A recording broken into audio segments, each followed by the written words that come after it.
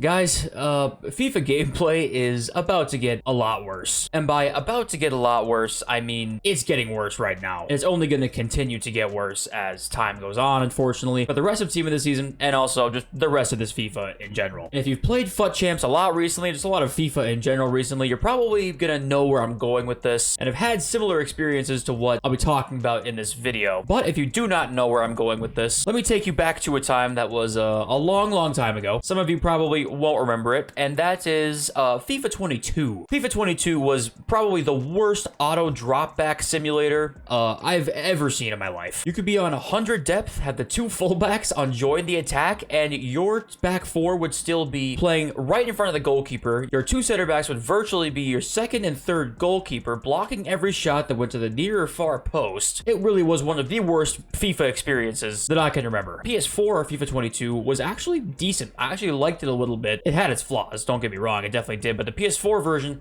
was miles better than the PS5 version. The PS5 version was horrible in my opinion because it was just so defensive. Now we get to FIFA 23, where we haven't really had this issue as much. The auto dropback has been there, but it's not nearly been to the same level that FIFA 22 was. But with Team of the Season now arriving, we've got 96 Ruben Diaz in the team with 88 pace, 99 every single defensive stat, with 99 strength and 99 aggression. It is starting to get extremely hard to break teams down. If you guys don't want to deal with trading at all, you guys can go to the link in my description, go to u7buy.com. They're a fast and very reliable coin service. The 5% tax is also covered. You can use my code JFC at checkout for a 5% discount. Thank you to U7Buy for sponsoring the video. Now let's get back to it. They also have max pace almost. Ruben Diaz is 99 sprint speed. My Schlotterbeck is in the mid 90s. Nathan Ake is in the mid 90s for acceleration. All virtually max defending stats. You then have the new meta that's 5 at the back. So now you have to get past 3 center backs that are auto defending, plus 2 fullbacks that have very high defending stats, as now we are in Team of the Season. So you now have 5 defenders basically playing deep into their own box. We're starting to get to that point where it's slowly turning into FIFA 22 again. I mean, this back 5 here is literally, I mean, it's Valley Forge. I mean, this shit, it's like Fort Knox. I mean, you're not breaking this down. In order to break anything down, you're gonna have to James Harden, Steph Curry, 1v1 ISO, 1 center back, single him out, pass it around with your midfielders consistently, hold the ball forever. And as the 5 back catches on more and more during this FIFA, it's only going to get worse. And this 5 back, I'm telling you right now, it can be 5 back, 3 back, whatever.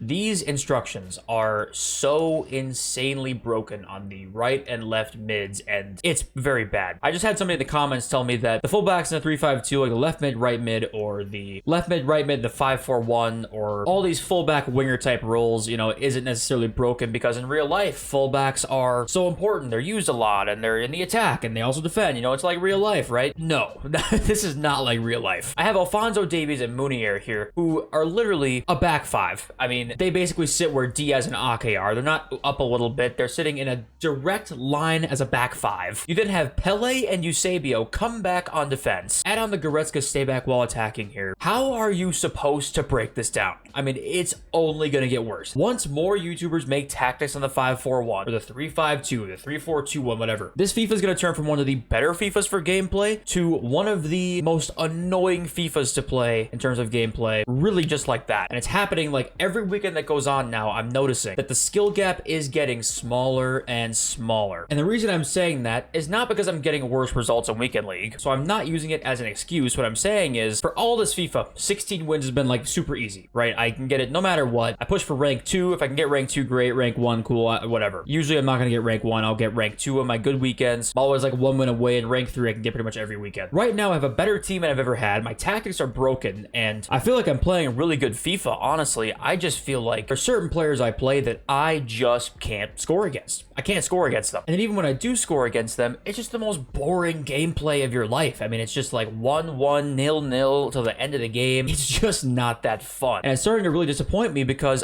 I think this FIFA for gameplay is actually the best we've probably had in 6-7 years, I think. I think FIFA 17 was the last good gameplay FIFA. And by really good, I mean for obviously EA standards, correct? That leaves 18, 19, 20, 21, 22, and now 23. That's 6 FIFAs ago. I think this is the best one since then. You might disagree, that's fine, but honestly, it's difficult for me to see another like a game that can come close to this one, because we've just been honestly lacking a game with good gameplay for many years now. And I can just feel the skill gap just getting smaller and smaller, and these tactics and instructions and the 5-4-1 formation just needs to not be meta for EAFC. That's the main thing I'm honestly worried about, is that EAFC is going to come around and it's going to be the same exact thing again. I'm really hoping not. Hoping there's a lot of new improvements and new changes to the game. But custom tactics and instructions should mean something, but there needs to be a balance between meaning something and just being stupidly good. And that, I think, is the problem right now, and the auto dropback is ridiculous. It needs to go. I mean, it's just, at this point in FIFA, it's become such a snore to play against. And like, I was trying to get into Elite Division, right? Get my red player picks here. And honestly, when you're up to that level of FIFA, if I decide, hey, I'm not going to use 5 at the back because I don't really want to be like that, right? And do kind of like the noble thing and just play, you know, my game, use football sense and football knowledge, at least, you know, to the best of my ability to score goals. The problem is, I'm just be banging my head against a brick wall the entire time. All I'm going to do is just waste my time playing, because I'm going to probably lose people who are using these really overpowered tactics.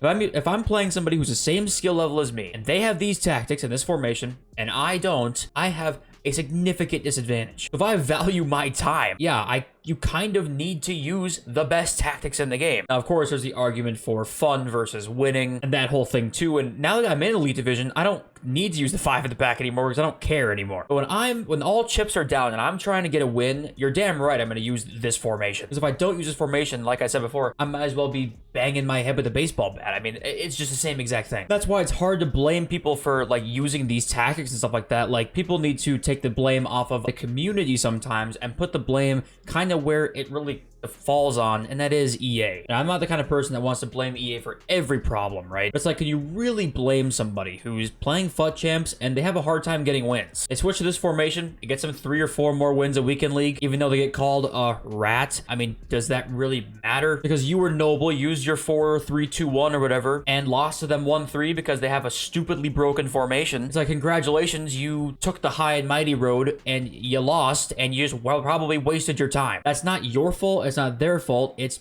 the people who make the game's fault that a formation and tactics are that meta and better than the rest. It's the same thing as like a meta gun in Call of Duty. If the ACR is the best gun in the game and it's madly overpowered, at the end of the day, no matter if you're using it or not, the person that's really at fault is the person who made the gun overpowered. It's who made the formation overpowered. And it falls at the hands of EA, unfortunately. That's where you should be mad at the most. Don't message somebody who's playing the 5 back. You can be annoyed with them, and trust me, I'm very annoyed with them too, but the majority of the blame needs to be on EA because they made a game with tactics and instructions, the formation that's completely broken and the best in the game. And this isn't even like a full-on gameplay rant. You know, obviously we could talk about inconsistent gameplay. I mean, we all know that's a thing, and it's never going to be fixed, at least for the foreseeable future. There's a million other things that we could talk about too, and we probably will eventually, but I wanted to talk about the shortening skill gap in this video, because I think that if you're wondering why you're losing games right now, I'm going to be honest, odds are you're probably playing the same level of FIFA you always have. You're just getting a few more games a weekend where you're getting a little unlucky and you're taking losses because of it. Because the skill gap is just going to narrow and narrow and narrow as time goes on, and you'd think it wouldn't because you have players with higher stats, they can finish more, they can dribble better, but in reality, because defending is so overpowered in this game, that just takes precedent, right? It's just disappointing. I really have had fun all year playing this game. I think it's the best gameplay since FIFA 17. I still think, as of right now, this current state of the gameplay is still better than some FIFAs we've had for sure. But I'm afraid we're getting to that point soon where it's just going to start to be just not fun anymore. I mean, this Lacrosse 91 pace, can you imagine in 2 or 3 weeks when the summer promos start and center backs have 94 pace, 97 defending? I mean, good luck. I love you all. See you in this video very, very soon. Peace.